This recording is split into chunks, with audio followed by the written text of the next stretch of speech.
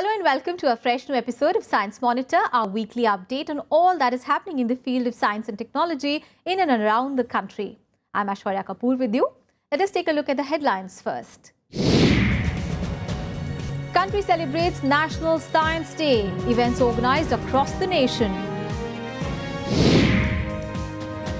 Sunita Williams visits India, inspires Indian women to pursue their dreams. World to witness total solar eclipse on 9th of March. And in our In Focus segment today, we will discuss the attention science and technology received in the national budget for the fiscal 2016-17. And now the news in detail. For ages, it was believed that the blue color of the sea was due to reflection of the sky. Until in 1928, Sir C.V. Raman proved that the blue color was due to scattering of light by water. The National Science Day marks this historic discovery, which today is known as the Raman effect. A celebration of science and its immense contributions, the National Science Day was celebrated across the nation on 28th of February with immense enthusiasm.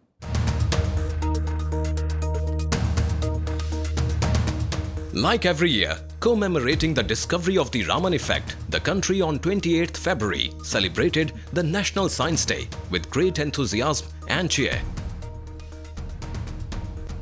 A festival celebrating the need and contributions of science and technology. The day saw a plethora of activities across the nation. The programs and activities of this year were centered on the theme Make in India, S&T-driven innovations. The theme was aimed at raising public appreciation of scientific issues involved and promoting indigenous innovations. The National Council for Science and Technology Communication, the nodal agency coordinating National Science Day celebrations, organized a variety of activities to promote this cause. While the Union Minister of Science and Technology and Ministry of Earth Sciences, Dr. Harshvardhan, was the chief guest of the formal event, was conducted by NCSTC on 1st March at New Delhi. National Awards for the year 2015 for outstanding contributions towards science and technology popularization was also presented on this occasion. The winners of the awards for the year 2015 include: while Pushpa Gujral Science City, Kapurthala and Dr. Kuldeep Chandra Sharma, Udhampur was selected for the National Award for Outstanding Efforts in Science and Technology Communication. Professor Shashank Mohan Bose, Chandigarh. Dr. G. Ganeshan, Rajpalayam and Shri R. Sivaraman, Chennai were awarded the National Award for Outstanding Efforts in Science and Technology Communication through print media, including books and magazines. Renowned science journalist Shri Pallava Bagla was awarded the National Award for Outstanding Efforts in Science and Technology Communication in the electronic medium. Science and technology communication in the electronic medium is a very wide thing. It runs from social media to television to internet to blogs to photography, and I do all of them. I run a daily column on Twitter and Facebook. I do television as science editor for New Delhi Television. I do a weekly column for the Press Trust of India. All of these go under electronic medium. And the challenges, especially in television, are a lot more, because television is a visual medium. And to do good stories, you need good visuals. And good visuals getting in science is not easy. You have to work very hard to get those visuals. But if you work hard, you will get them. While Dr. V. Rajendran, Tiruchengode, Vasundhara Public Charitable Trust, Sindhu Durg, and Shri Gurmeet Singh, Kapurthala were declared winners of the National Award for Outstanding Efforts in Science and Technology Popularization among children. Science and Tech Siri Voluntary Organization, Warangal, was given the National Award for Outstanding Efforts in Science and Technology Communication through innovative and traditional methods. While various research institutes and colleges celebrated the National Science Day in their own unique ways, scientific lectures, demonstrations and talks were organized at several institutes like IITs, Inter-University Center for Astronomy and Astrophysics, Giant Meter Radio Telescope, etc. The activities that were conducted across the country included seminars, debates, quiz competitions, exhibitions, open house for public and lectures involving college and school students, teachers and researchers.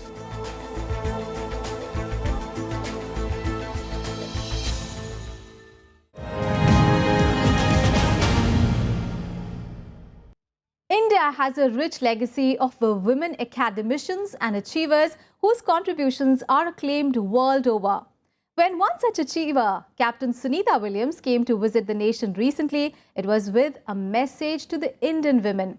Speaking during a visit to the country, Captain Williams called upon Indian women to act upon their dreams and not stop exploring.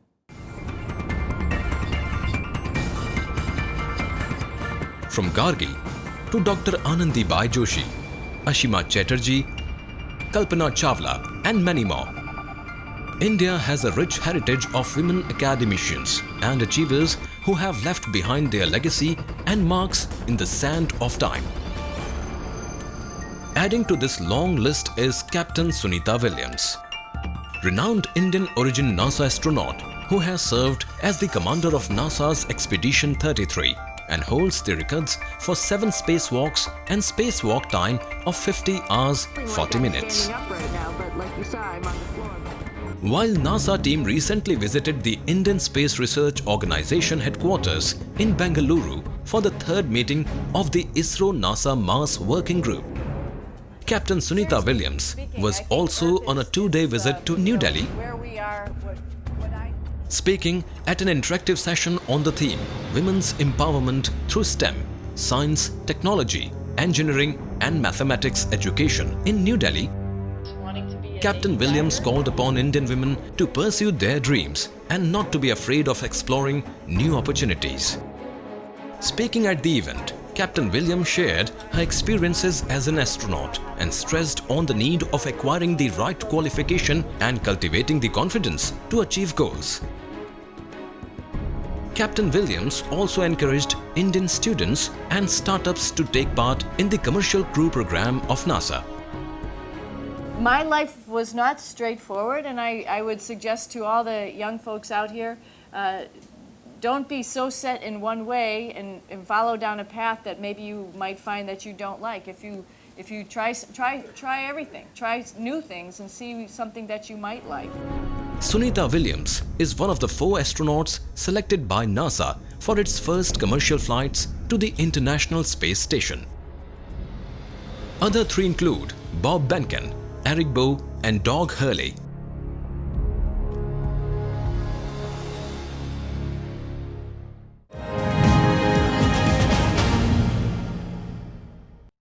It would all depend on which part of the world you will be in. Yes, while experts predict a total solar eclipse on coming 9th of March, it will only be visible in few parts of the world.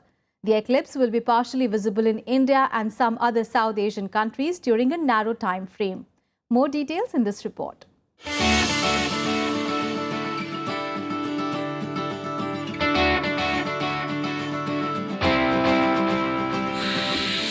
In a rare and special astronomical event, some parts of the world will witness a partial solar eclipse while others witness a total solar eclipse in the coming days. According to experts, the total eclipse of the sun will occur on 9th March. The eclipse is to begin shortly after 6 p.m. AEST over Indonesia and then move northeastwards for the next 3 hours over Borneo and then out over the Pacific Ocean. While the total eclipse will be visible in Indonesia, Papua New Guinea, Borneo and the middle of the Pacific Ocean, many of the Southeastern Asian countries, including India, Thailand, South Korea, Japan, Australia and the North Pacific Ocean will witness a partial eclipse. The partial solar eclipse will be visible at many parts of India at sunrise, except from northwest and western parts of the country. In most places of India, the partial phase of the eclipse begins before sunrise at 4:49 IST. However, start of partial phase of the eclipse will take place just after sunrise from extreme northeast India, while the total phase will begin at 5:47 IST and end at 9:08 IST. The partial phase will end at 10:05 IST. In India, the greatest phase of partial eclipse will be around 15% in Agartala, 24.5% in Bhubaneswar, 11% in Guwahati, 18.5% in Kolkata, 12% in Patna, 49% in Port Blair and 12% in Silchar, etc. Solar eclipses occur when the moon passes between sun and earth, blocking the sun's rays and casting a shadow on earth.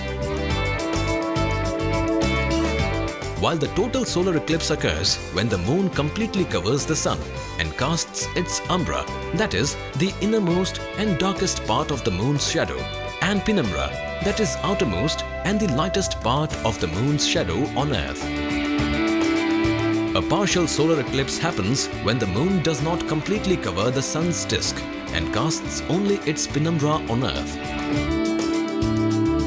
A total eclipse of the sun can only take place when the moon is at perigee or at the closest point to earth. While experts predict the next solar eclipse to occur on 21st August 2017, they also warn against viewing the eclipse with naked eye, as the harmful rays can cause permanent damage to eyes.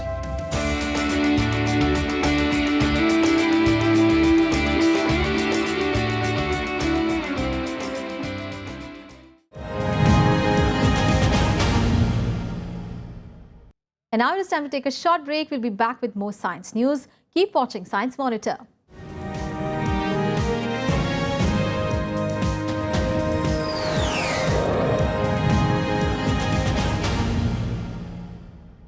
Welcome back. After the break, you're watching Science Monitor. Let us now have a look at some important science and technology activities happening in India and abroad in our next segment, Science Express.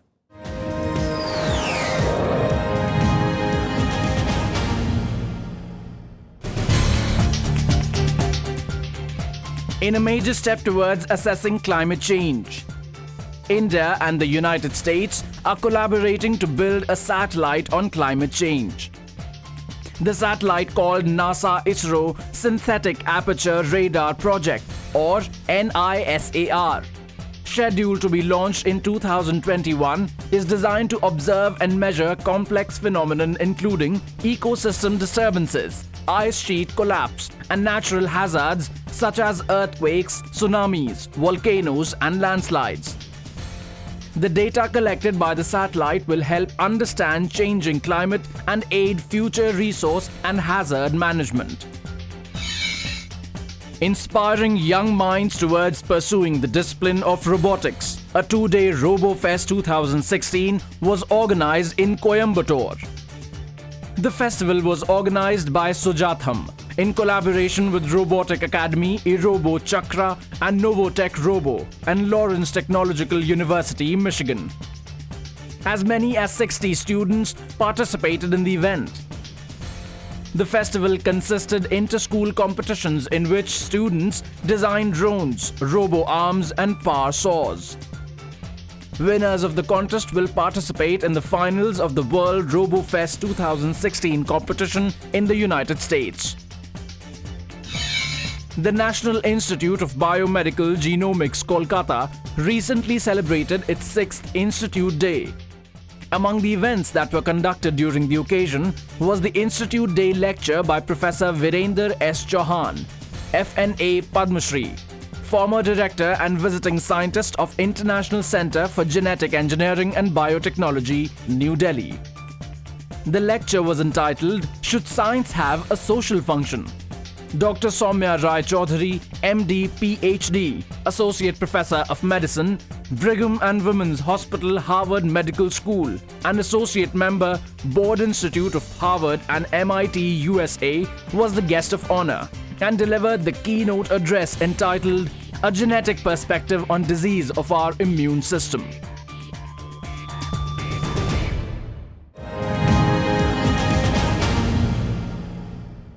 Like the rest of the nation, the annual budget presentation is a much-awaited event among the scientific community. As the research community heaved a sigh of relief at the proposed budget, let us see what the allocations for science and technology for the fiscal 2016-17 are in our next segment, In Focus.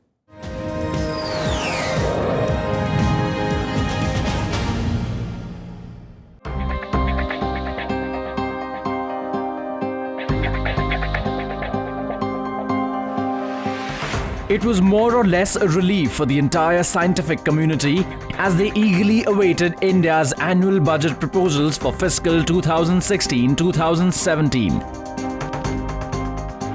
The annual budget that was presented by the Finance Minister Arun Jaitley on 28 February saw a modest boost to Indian science. The budget specially focused on biotechnology and turning India into a world-class center for genomics research and commercialization. According to the budget proposal, the allocation of total budget for the science and technology is slated to rise 11% in the 2016-17 fiscal year, drawing an investment of $1.19 billion. Overall, the budget has been deemed favorable to agricultural research, slated to rise 19%, and earth sciences and renewable energy. While the Department of Science and Technology, that is DST, received 44.7 billion rupees, a 17% hike on last year's allocation. The Department of Biotechnology, or DBT, received 18.2 billion rupees, a 12% rise on the previous year. With the allocated funds, the Department of Science and Technology plans to increase the number and quality of startups and business incubators, provide support for scientists undertaking high-risk research, promote industry-relevant research at academic institutes, and initiate new research programs, especially on biomedical devices. According to DBT, the funds will be used to create 5 new research centers, each dedicated to a different field, including drug discovery, marine biology and infection, as well as several centers of excellence on prime areas such as genetically modified organisms, vaccines, and marine bioproducts. DBT's other investment areas will include facilitating training in the analysis of big data, especially scanning and analysis of genomes, and creation of 150 technology transfer organizations to help to commercialize discoveries made in publicly funded research laboratories, together with 40 technology and business incubators. While the Department of Science and Industrial Research have received 40,628 million rupees, Council of Scientific and Industrial Research (CSIR), under the aegis of DSIR and the largest chain of R&D in the country, has received a 4.6% increment in its allocations. While following India's success in the Mars Orbiter mission, the Department of Space saw a hike in the allocation of funds during the last fiscal. The hike is meager this year, both in space research and atomic energy, with slight increases of 6.6% and 5.09% respectively. Hence, while the Department of Space receives 75,091 million rupees, the Department of Atomic Energy receives 1,16,825 million rupees. According to experts, this might stall the initiation of new programs in these strategic sectors. Ministry of New and Renewable Energy has been allocated 50,358 million rupees, which is a huge rise from previous years. In the field of energy, rupees 3,000 crores has been earmarked for nuclear power generation, and there are plans to implement new projects for exploiting nuclear energy, along with providing incentive for deep water gas exploration. While the Ministry of Earth Sciences will receive 16,724 million rupees, the Department of Agricultural Research and Education has been allocated 66,200 million rupees, and the Department of Health Research has been allocated 11,448 million rupees. Government will invest 1,35,938 million rupees in the defence research and development.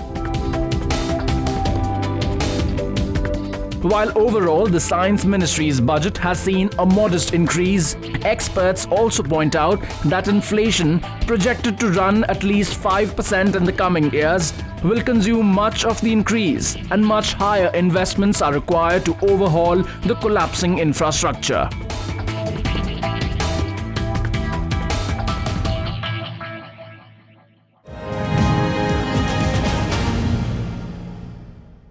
That is all for this episode of Science Monitor. Do tell us how do you like our program. You can send your feedback and suggestions to us. Our email ID is news@vigyanprasar.gov.in. You can also write into us at Vigyan Prasar C24, Qutub Institutional Area, New Delhi 110016.